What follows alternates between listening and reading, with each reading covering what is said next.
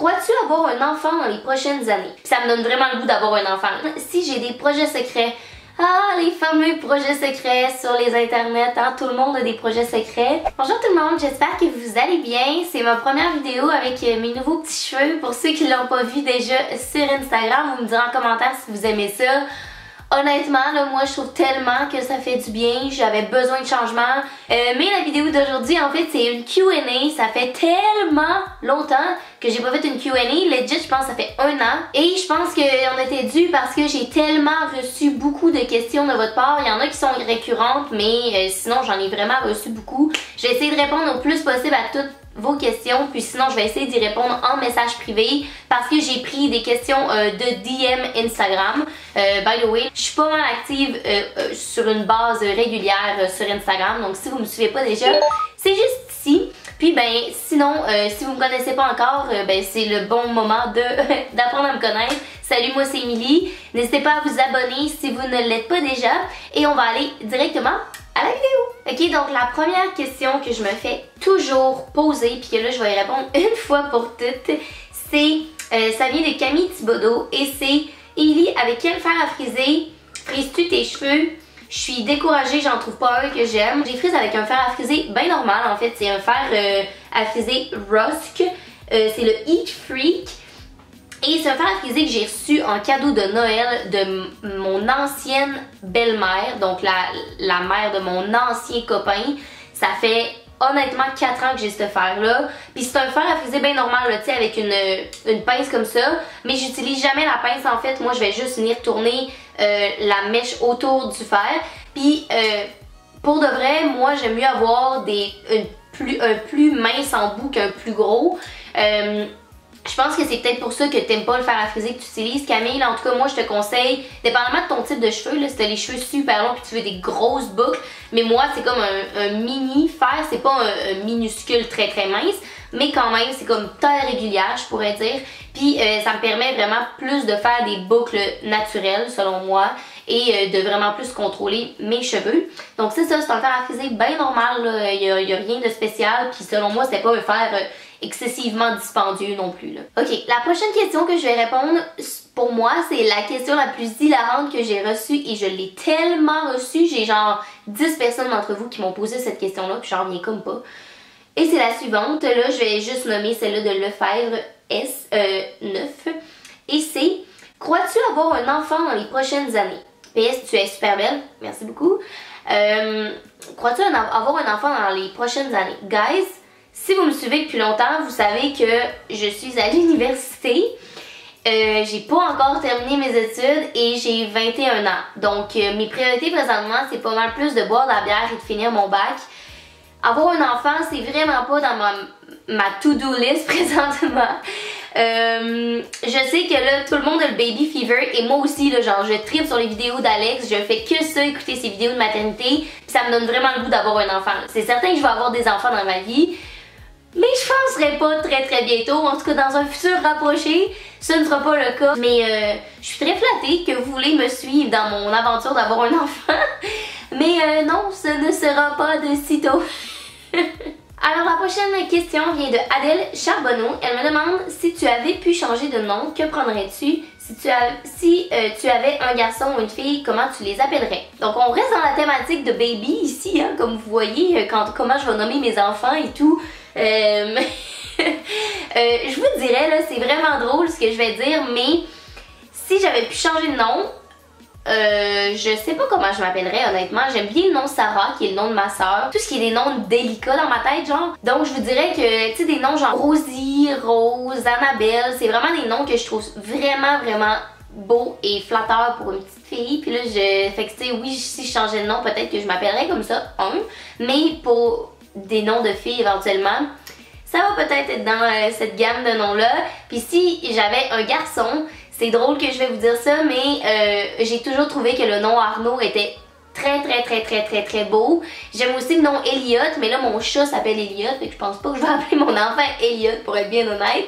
Mais Arnaud, je trouve vraiment que c'est un beau nom, puis c'est pas un nom tant commun, donc c'est vraiment, mais là je nommerais pas mon enfant Arnaud non plus, hein, you know, tu sais, c'est comme, ça serait weird. Donc j'ai une question de Kimi B. qui me demande « Salut, est-ce que tu pourrais parler un peu de ton baccalauréat et ton parcours à l'Université de Sherbrooke? Parler aussi de tes stages et de la vie universitaire en administration des affaires. Bref, de ton appréciation globale, parce que elle rentre à l'Université de Sherbrooke cette année en admin et elle veut vraiment savoir un point de vue de quelqu'un qui le vit présentement.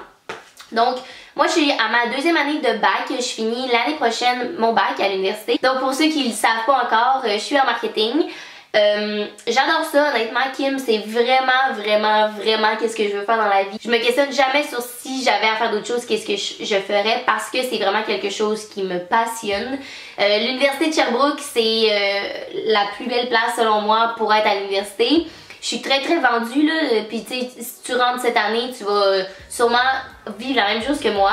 Mais je me suis fait des amis qui selon moi vont être des amis pour le restant de mes jours. En fait, pas selon moi, je le sais. Les amis que tu te fais à l'université, c'est toujours des amis qui sont là pour rester. C'est pas pour rien qu'on dit ça. Donc, l'université de Sherbrooke te permet vraiment de vivre ta vie universitaire à son plein potentiel puis à fond. Autre chose en ce qui concerne mes stages, c'est la plus belle expérience au monde. Présentement, je suis dans mon processus pour trouver mon dernier stage, donc mon 3e stage cet automne. Et je te dirais là, que les 2 dernières expériences de travail que j'ai eues dans mes 2 premiers stages ont tellement fait une différence. Présentement, je rentre sur le marché du travail encore à l'automne pour 4 mois.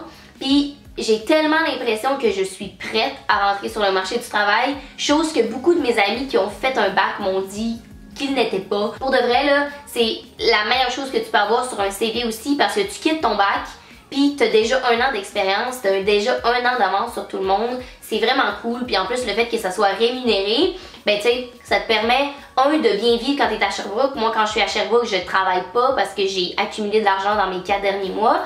Et aussi, ben ça te permet de payer tes dettes universitaires si tu en as. Et voilà, c'est ce que j'aurais à dire. Si tu as d'autres questions plus particulières, ben tu peux m'écrire en privé, mais moi je suis certaine que tu vas aimer l'admin à Sherbrooke. Moi je tripe bien raide. Laurie Bugeaud me demande si j'ai des projets secrets. Ah, les fameux projets secrets sur les internets, hein? Tout le monde a des projets secrets.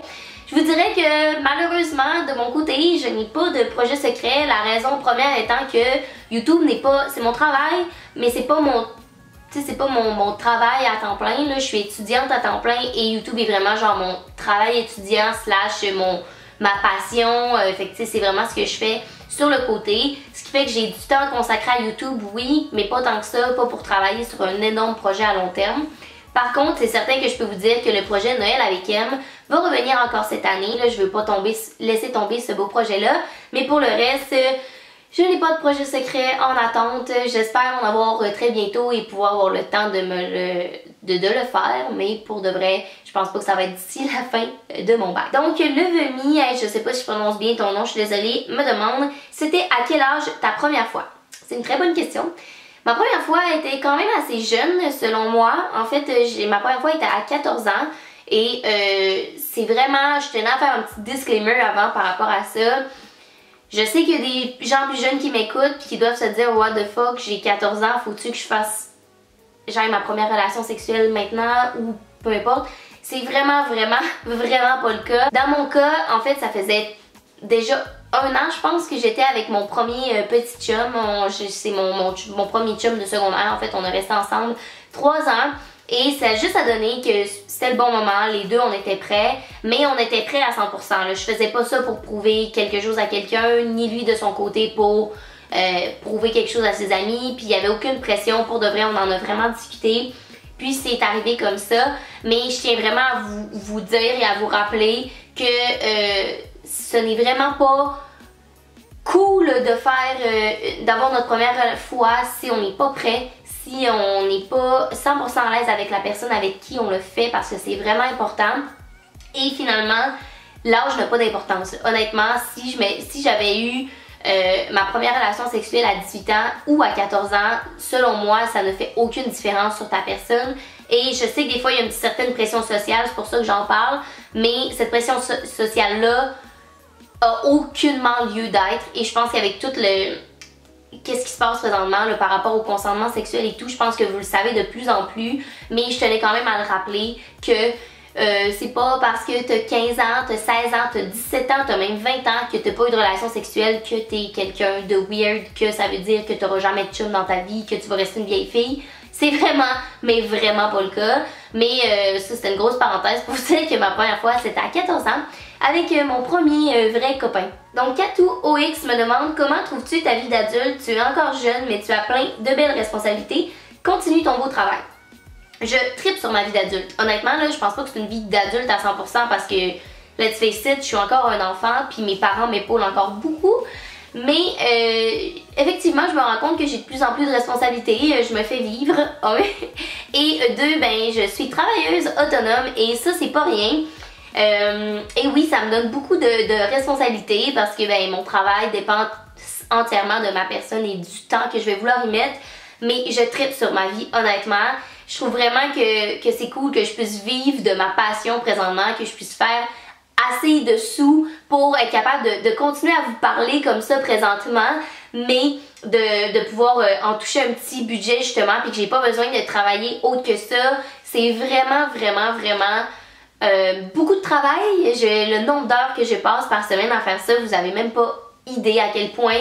C'est très demandant, c'est beaucoup de responsabilités effectivement, mais pour rien au monde je le changerais parce que c'est des responsabilités qui me tiennent à cœur et que je fais parce que j'aime ça. Fait que c'est ça, j'aime vraiment ça être une adulte pour de vrai là. Je reculerai pas dans le temps, selon moi la vingtaine c'est le plus beau moment d'une vie. Ok, cette question n'a aucun... Cette question-là est de moins 20 de quotient intellectuel. Pour les plus sensibles d'entre vous, veuillez vous abstenir. C'est mon ami Josh qui m'a écrit. Est-ce que tu préférais constamment péter en silence et que ça sente un camion de compost en mi-juillet ou constamment péter fort et que ça sente la rose printanière? Honnêtement, je pense que j'aimerais mieux péter en silence parce que je pourrais le mettre sur le dos des autres. Parce que, tu sais, ok, on se mentira pas, c'est sûr que ça vous est déjà arrivé que vous avez pété en public. C'est un petit pet sneaky, là, silencieux, puis vous pensiez que ça allait pas sentir. Finalement, ça sent full, tout le monde est genre arc, ça pue la marde. Puis que tu le mets sur le dos d'un autre ou tu fais juste faker que ouh, ça pue, mais tu sais très bien que c'est toi qui as pété deep down. Ok, je suis pas la seule à qui c'est arrivé, c'est certain, sinon c'est juste vraiment gênant que je dise ça sur les internets présentement. Mais ouais, je pense que j'aimerais mieux péter en silence que péter fort, parce que péter fort, c'est clair que c'est toi qui as pété, là. Puis imagine les discussions que t'aurais avec les gens en disant genre hey, excuse-moi j'ai pété, mais je te jure ça va sentir la rose. On dirait que c'est quand même gross parce que tu te retiens pas, genre le monde pourrait juste te dire mais arrête de péter, là, c'est pas poli. En tout cas, c'est ma réponse. Je sais pas si pour vous c'est ça, vous me direz dans les commentaires qu'est-ce que vous feriez à ma place. Une question qui est quand même assez fréquente, c'est pourquoi t'es retourné dans ton appart avec ta coloc que tu nous avais montré dans une de tes vidéos et que tu habites plus avec Arnaud? Si ça peut être anonyme, ma question, s'il vous plaît, donc oui c'est anonyme. Pour répondre à ta question, en fait c'est ni l'un ni l'autre. Présentement je ne suis pas dans l'appartement où j'étais avec ma coloc. En gros, j'étais à Montréal pendant les 4 derniers mois pour un stage qui est terminé. Donc présentement, je suis à Sherbrooke. Donc ça, c'est mon décor de toujours.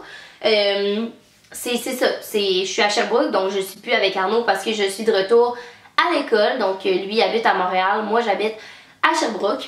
Et pour ce qui est de ma coloc et de pourquoi j'habitais avec Arnaud, mais que j'avais aussi un appart à Montréal, en fait, c'est parce que moi et Arnaud, on a commencé à sortir ensemble après que je sois déménagée à Montréal. C'est passé pour que je déménage chez Arnaud finalement et que j'avais encore un appartement à Montréal que je devais payer parce que j'avais signé un bail de 4 mois quand même. C'est qu'Arnaud s'est blessé et il y avait un plâtre, ce qui fait que ben je l'aidais. Fallait que je l'aide dans tout ce qui concerne l'épicerie, le ménage. Il y avait des béquilles et tout. Fait que je suis juste déménagée chez lui. C'était vraiment moins compliqué pour nous dans ce temps-là parce que moi j'habitais quand même loin de chez lui, il pouvait plus vraiment se déplacer, etc. Donc je suis juste allée habiter avec lui, mais j'avais encore mon appart à Montréal parce qu'il fallait que je continue de la payer. Donc voilà, maintenant j'ai juste plus aucun des deux. Là je suis plus à Montréal chez Arnaud, ni chez la coloc que je payais quand même le logement, mais que j'ai pas vraiment vécu dedans dans le fond. Et donc je pense que ça va être la dernière question et c'est une question que je trouve super intéressante et c'est Lydia Nana que je salue d'ailleurs parce que je sais que tu me suis souvent et honnêtement j'ai l'impression de te connaître par l'entremise de YouTube et de Instagram, donc salut, j'espère que tu vas bien Lydia. Elle me pose comme question, tu sembles avoir souvent plus d'un appart, beaucoup de voyages en auto, comment tu arrives à gérer ton argent d'étudiante travailleuse à temps partiel? D'une fille bien poche pour gérer son argent. Donc c'est une excellente question. Premièrement, lorsque j'ai plusieurs appartements, en fait j'en ai juste un. Lorsque je suis à Sherbrooke, j'ai cet appartement-ci qui est mon appartement à moi, que j'ai un bail de 1 an. Mais à Montréal, c'est quand même relativement facile d'avoir des bails de seulement 4 mois, 5 mois et de sous-louer aussi. Donc c'est qu'est-ce que j'ai fait dans mon dernier stage. J'ai sous-loué à une fille une chambre et je sous-louais ici aussi. Donc étant donné que Sherbrooke, c'est toujours des programmes coop, il y a des gens qui sont en stage alors que d'autres sont à l'école et vice-versa. Et je louais à une fille qui, elle, était à l'école pendant que moi, j'étais en stage. Donc, elle, pendant 4 mois, elle vivait dans mon appartement. Et moi, pendant 4 mois, je sous-louais ailleurs.